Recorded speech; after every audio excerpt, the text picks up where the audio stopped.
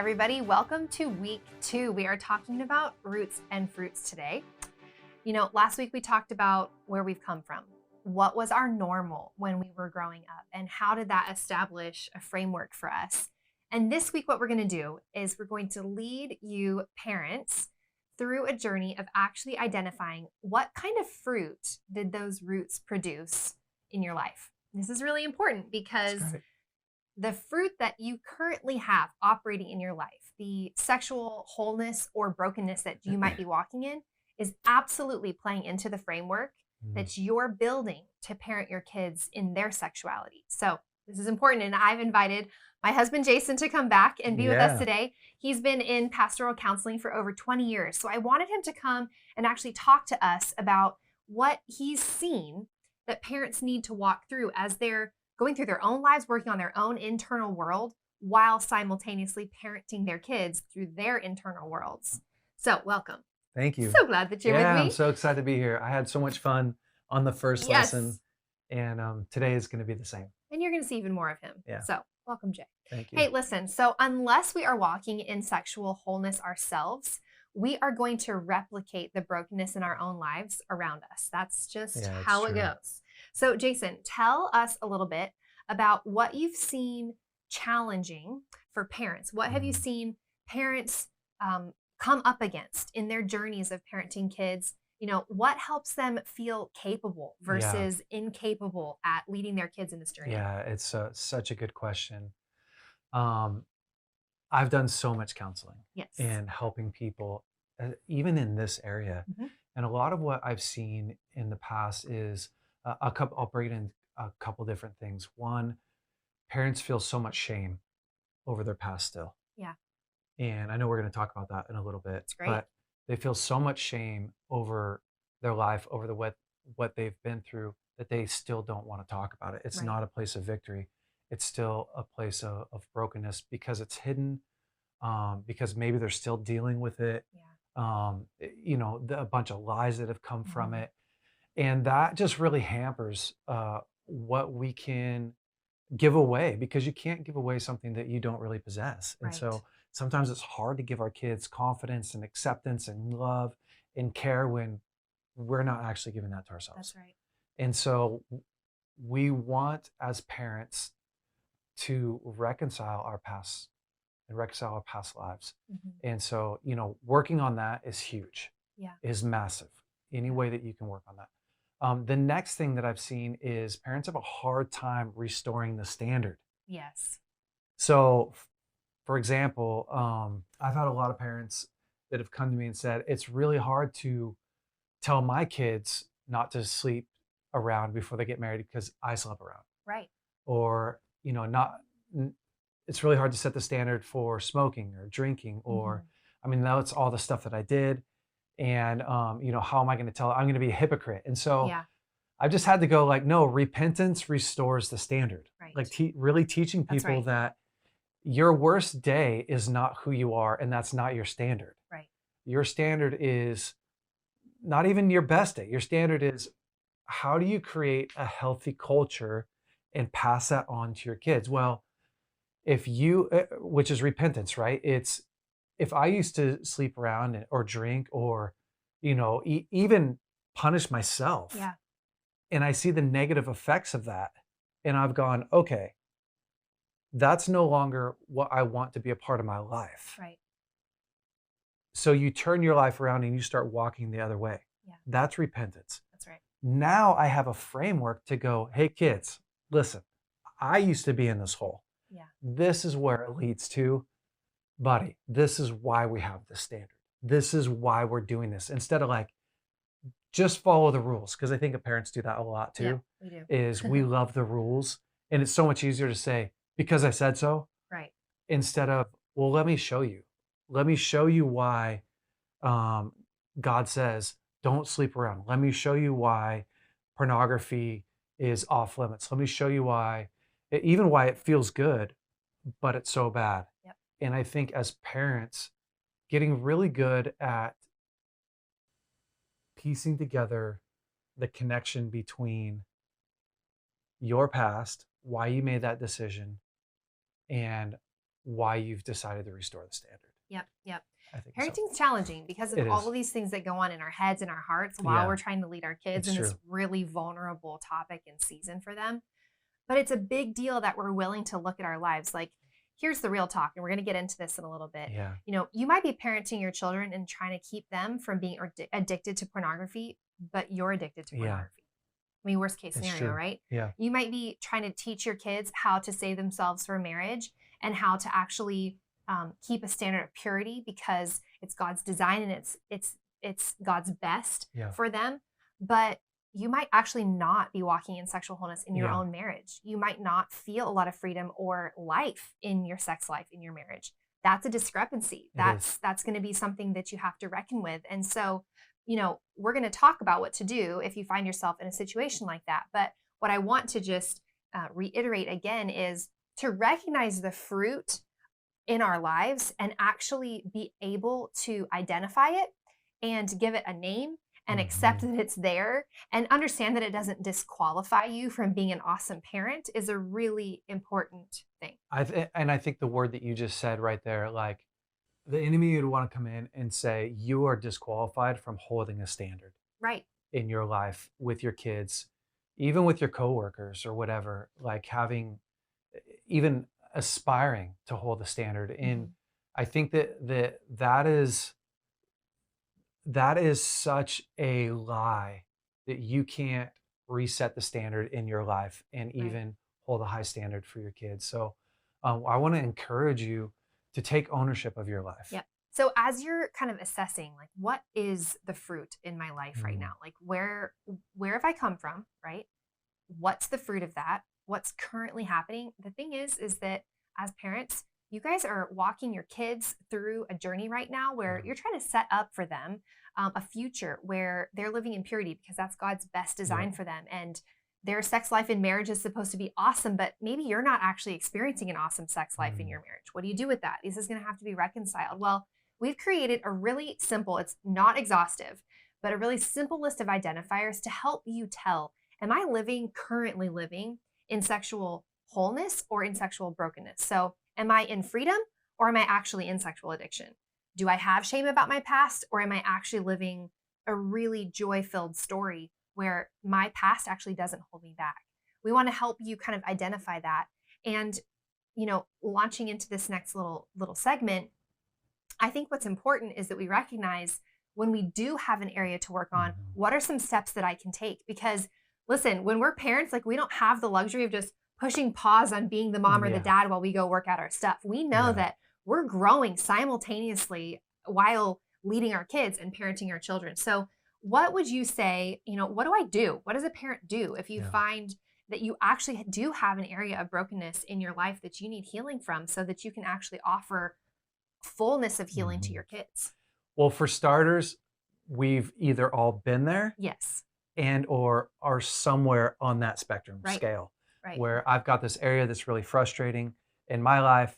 I can even give you one that's kind of funny to me, is like having a hard time being responsible for just chores sometimes at the house. Right. And then having to hold my son accountable for something that I haven't always been great at.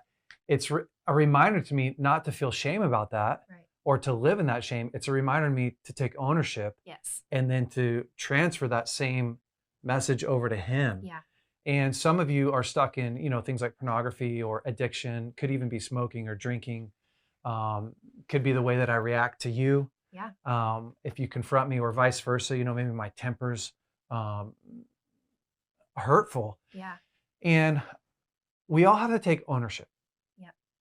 Because you can't fix anything that you don't take ownership for. Right. And I like to tell any client, any person that's sitting across from me looking to get help from me, like, if you find something in your life that needs work, that's a good day. Yeah. Because you can do something about that. Right. It's so true. Like, I have worked through so much addiction in my life. I've worked through a failed marriage. I've worked through nervous breakdown. Right. I've worked through so many really hard things by having this mindset of like, okay, that's not her fault. It's not his fault. It's not my dad's fault. This is mine to work on. What's the first step to take? Yes. And if we can get in a mindset of you are not fixed, or you're not in this stuck place. You are not this person that is a product of your environment in the sense that you're going to be there forever, Right.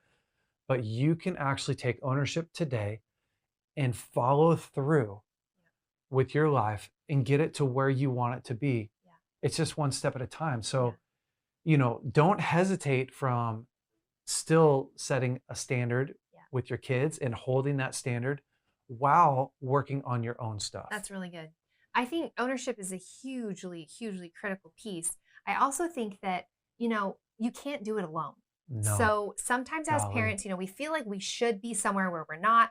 We should be further along this journey. I should be further down the healing road than I am. The thing is if you knew what to do, you would have already done Already it. done it. So when we don't know what to do, Jason always says you've got to find the experts in the field. Who are Yeah. the experts that are on your team that are actually going to help you walk this out? Because truly, you need an action plan. You're going to start to feel really powerful over these areas of your life, and you're going to feel powerful to give your kids empowerment when you've got an action plan in place. But again, if you knew what to do, you would have already done it. So we know that actually making that action plan and finding those experts is important. Could you speak a little bit to that? Because sometimes people feel like, you say get a good team around you, or like who's the experts in the field? Yeah. Well, I don't know that PhD that wrote that book on boundaries. Like, how am I supposed to do this? Yeah. The coolest thing is you don't have to personally know every good guide in your life.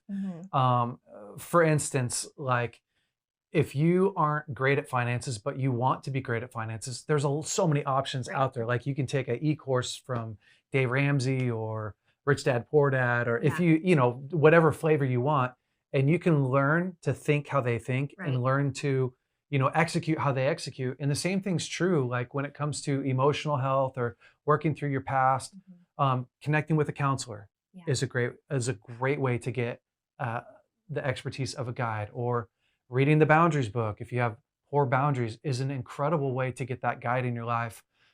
To me, one of the main things is don't just put a friend in that spot in your life because they're available. Right. Great friends don't always make great guides. That's true. They make great Yeah. friends. If your friend doesn't have breakthrough in that area, well, don't put them in that place in your life. Use them as motivation Yes. to follow through with that guide. But a guide is someone that can clearly point you to the Mhm. steps that help you get to the Mhm. desired goal. That's what you're looking for. Yeah. If you get it in an e-course, if you Right. get it through a book, if you get it in person, if you know them, that's great. But your job is to take responsibility and to seek them out. Yeah. Yeah. Alongside of that, being in community, being in fellowship, like who knows Yep. you, who knows your story, who are you sharing the intimate details of your life with? It's true. These are really important questions to be able to answer. People who are walking in sexual brokenness, the antidote for sexual brokenness is actually what, babe? It's connection. Connection. Yeah. There's Connection is so important. such a great saying. The opposite of addiction is not sobriety, it's connection. Yeah. And the more you look at addiction, which we're not going to get a ton into, but the more you get into addiction, you start to realize like Mhm. what caused addiction, the actual root is broken connection Right. at a very, very young age. That's the driver. And Yeah. so, if we're going to help heal even addictions in our lives, we have to heal the relationship. So that the same thing that broke you is also going to help fix you and heal 100%. you. And so by pressing into those relationships Yep. and opening up and learning how to do a relationship again, that can be where the boundaries book comes Yeah. in. If you've had a hard time doing relationships, Right. that's where the counselor comes in. The guide helps you to come in and figure out, okay, how do I reintroduce into community to have a healthy life? Yes, It's absolutely. key. Absolutely. So, as a part of this Parent Well course, we're going to make sure that you get a PDF list of resources That's that we great. recommend, because there is a gamut of things that you as parents could be walking through, areas where you're looking for healing and breakthrough that you don't know where to find it. We're going to make sure that you know what we think are the best resources in a few different That's topics. great. So you can look for that PDF as a part of this course. I want to jump into one other vein really fast. When we talk about either currently being in a process of healing or having walked through a process of healing, this is all part of our story. Mhm. And, it's one thing to actually sit down and open up to your spouse about where you've been or what you're going through currently, Yeah. but it's a whole nother situation to sit down with your kids and actually be vulnerable with them about your own Yeah. story. So I want to talk a little bit about, what level of vulnerability is appropriate to have with our kids. That's such a And, good what's question. appropriate, what's inappropriate? What parts of our stories do we include and what do we leave out? And why is being able to tell our story even important? Yeah. Let's start with the first part. Okay. Um, a lot depends on the age Yeah. of your child and then where you're at in your story. Mhm. So, man, I remember hearing stuff about my dad's life, mostly good things. I heard about his childhood and the hard things in his childhood, probably at 11, 12 years old, like his father drowned when he was 3 years old. And, just the challenges that came from that Yeah. and made me really feel so connected to him because I really understood what he went through. And then Yeah. his anger That stuff. moment where you're like, my parent is a human. Yeah, They have feelings. as opposed to like, I know some friends that don't even know their parents. Right. Like they actually don't know their parents. It's so Mhm. sad. Mhm. So I think one is age appropriate. If Yeah. you're going to talk, if you had a really colored past with sexual addiction and drugs and alcohol and brokenness, if you've really overcome that, Yes. and that is a place of strength, probably when you're starting to talk to your kids about that kind of information, your son's 11, 12, 13 years old, you can begin to open up those chapters of your life to say, man, when I was 12 years old, this is the stuff that I struggled with. And he's Yeah. going to go, oh, that makes a lot of sense. Because you've overcome it, now you're this hero, Yeah. which gives him the power to also overcome. He's like, if my dad can do it, I can do it. Yeah. That's a beautiful, beautiful way to share your story. There will be things that are like the gross details of your story that you may not ever share with anyone besides your wife or Mhm. your husband and a couple close friends. Your kids may not want to know the gross details of your story. I think the other thing is, for me, like if you're really still struggling in an area, maybe you were heavy into, again, pornography when you were young, and that's still something that you periodically struggle with, Mhm. you probably wouldn't want to open that up for your 12-year-old who's struggling with it and hoping that he's going to overcome it. The message, I'm still trying to overcome that, Yeah. is like, oh, maybe I'm like my dad, or maybe I'm Right. like my mom. Maybe I'll never Right. overcome this. Right. So I would say, like, as your story becomes a victory, encourage your kids with it, impart Yeah. your courage to Yeah. them with it, and just make it age appropriate. When did you go through that struggle? It's probably the same type of time that you can tell them, except for, if you're molested or something at a young Mhm. age, like you'll know because they'll be going through something in life and you'll go, oh, my story fits here. This would bring them courage, Yeah. not fear. Absolutely. I think that that's huge. We really are our most effective when we love and accept our own stories, Yeah, it's which true. would be the goal, right? Like even if we're recognizing that there's areas of our lives where we're needing growth or we actually don't have breakthrough in this area or my past is still a bit of a shameful subject. Yeah. It's hard for me to celebrate something that I don't yet know how to celebrate Yeah. in my own life. But the goal is that we'd get to a place where we'd be able to share our story from such a place of victory that it empowers our kids to write their own really powerful story. It's true because ultimately, like, Brene Brown did this really cool study. Mhm. And she spent like 5 years doing this study. Mhm. And she found the only difference between people who live wholeheartedly and people who don't, not Christians, not non-Christians, people who live wholeheartedly and people who don't, is people who live wholeheartedly, they love their story. Mhm. They believe that their story is what makes them worthy of love. They Yeah. believe they're worthy of love. And people who don't live wholeheartedly, they don't believe that they're worthy of love. Their story is something that they believe they need to hide. Or it And disqualifies them. yeah. Yeah. And I've had such a crazy past from the sense of I grew up in a really simple, easy, beautiful, almost perfect family, but went through all kinds of crazy things inside of that, from Mhm. the oral sex that I talked to you guys about when I was young to addiction to pornography, masturbation, to a divorce, to nervous breakdowns. Yeah. And the most amazing thing is living in a culture where my parents helped to empower me out of those places. Right. Now I look back and realize, like, those places that a lot of my friends feel shame about in their lives, the Uh-huh. same type of things, I use those to get people well. Yes. Like, I've learned to weaponize my story. Yes. And I really want you guys to get to the place where you've weaponized your story. Mhm. Okay, the things that you have gotten victory over, those are your places of greatest victory. They're the place you have the greatest authority. It's Right. not the place where you need to shrink back and hide back, because you are not your worst day. Right. You are not your biggest mistake. Right. You are the virtues and the values that you embrace, not the virtues and values you embraced when you had your worst day. And so when you get to a place where you go, you know what, that's not who I am, that's who I was, but look what I did to right that wrong, and look where I've come out of, and look where that's called courage. Yes. And the word encouragement is to impart your courage to somebody else.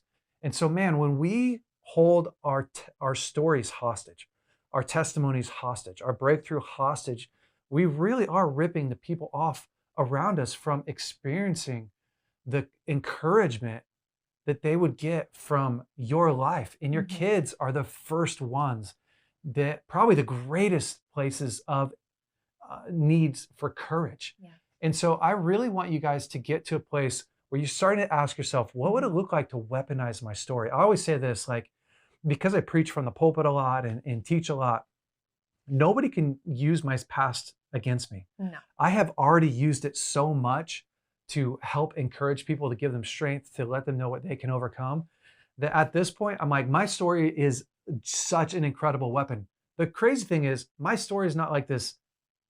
It's not this like abstract, like probably what you're going through is almost the same as what I went through on some Totally. level. I haven't gone like through more pain than anybody else. I just learned like, oh, this isn't shameful. Right. This is something I've overcome. So learning to weaponize your story will also take you to the place where you really love you. Right. So you don't live in a place of regret. You're not going, man, I really regret doing that. Well, one event isn't going to ruin your life. It's how you handle that and how you take ownership. It speaks volumes to the hope that we're pouring into, again, your kids, your life, the world around us, the culture that we're building. Yes. And so coming to a place where you begin to take every single day and change the way that you see your mistakes, Mhm. change the way that you see your worst day, your past, and go, okay, that can't be a commentary on who I am as a person. Yeah. It needs to be a commentary on what I went through and now what I'm going to do about it. Yeah. Yeah.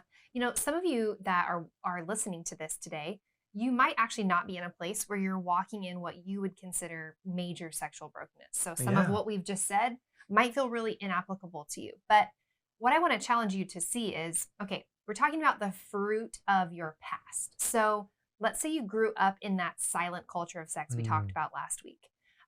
You might recognize that some of the fruit on your tree is like, I have a lot of fear about talking about sex, yeah. or my anxiety gets provoked when I even think Yeah. about my kids That's asking me great. tough questions, or gosh, maybe my baby is 1 or 2 years old and I feel frozen to even know what to do next because I'm so nervous about them growing up in this crazy world that we live in. I kind of feel paralyzed. Yeah.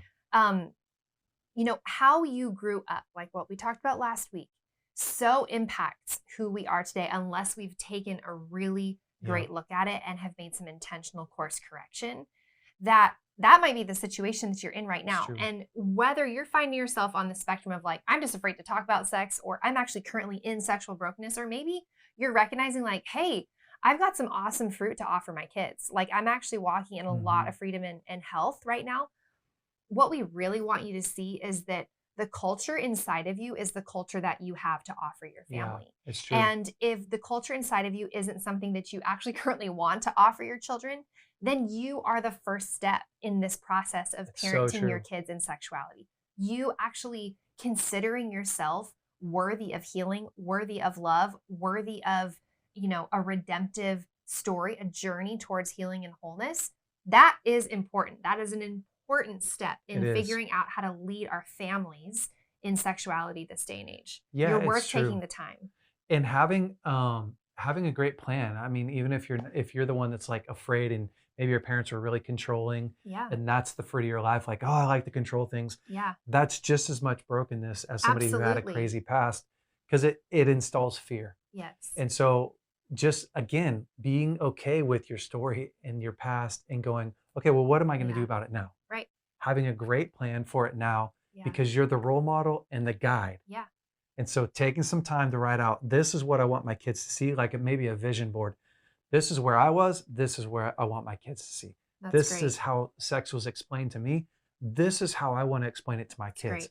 This is what, and you just start to do a vision board with maybe your spouse or maybe a good friend. If you're not married, like this is what I want my life to produce And my kids. in the kids and the world around me. Yeah. And this is currently, if I don't change anything, this is what it's going to be. Absolutely. Having a really clear vision board is really going to help people know, okay, what's the first step I need to take in order to get here? Absolutely. That's great. Yeah. That's what we want to encourage you to do after this session is over. That through this next week, you'd actually take a good hard look at the fruit of your life. And if there's things that you want to work on, we need to start making that action plan. We need to take the first step forward. So there's a lot for you to probably think about and look into this week as we prepare for next week. But we're so glad you're on this journey with us. Gosh, way to go. Way to be brave. Way to take a look at what's happening in your life. Yeah. And I just want to reiterate that your story is actually what makes you beautiful. And what you have walked through, what you are walking through, is ultimately going to be a massive victory that you get to pass off in a relay race to your children. So this is worth it. This is worth your time and energy. Good job, parents. Way to We're go. so glad to have been with you this week. We'll see you soon.